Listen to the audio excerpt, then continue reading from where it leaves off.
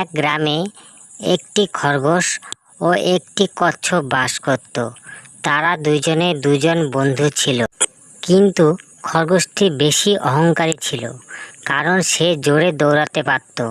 কচ্ছপটি আস্তে আস্তে ধীর গতিতে হেঁটে চলল। একদিন খরগোশ কচ্ছপকে বলল, বন্ধু, চলো আমরা দুজনে দৌড় প্রতিযোগিতা করি।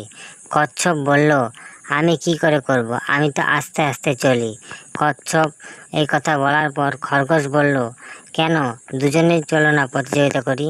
তারপর কচ্ছপ খরগোশের কথা রাজি হয়ে গেল। তারপর দিন দৌড় প্রতিযোগিতা শুরু হলো।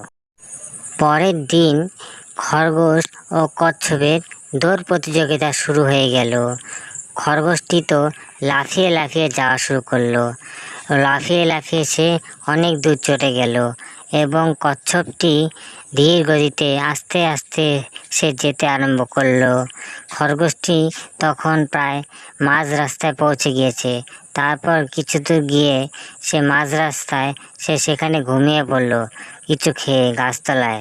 তা ভাবলো যে খরগোশের আসতে অনেক দেরি হবে, আমি একটু ঘুমিয়ে নিই।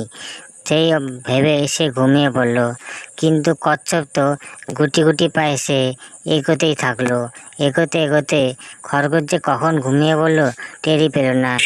খরগোশ ঘুম থেকে উঠে দেখলো যে তার অনেক দেরি হয়ে গেছে। সে ঘুমন্ত অবস্থায় ছুটতে লাগলো। ছুটতে ছুটতে সে এসে দেখলো যে কচ্ছপ জিতে গেছে, সে হেরে গেছে। এই গল্পটি তোমাদের কেমন লাগলো প্লিজ কমেন্ট করে জানাও। আর আমার চ্যানেলটিকে যারা সাবস্ক্রাইব করেনি সাবস্ক্রাইব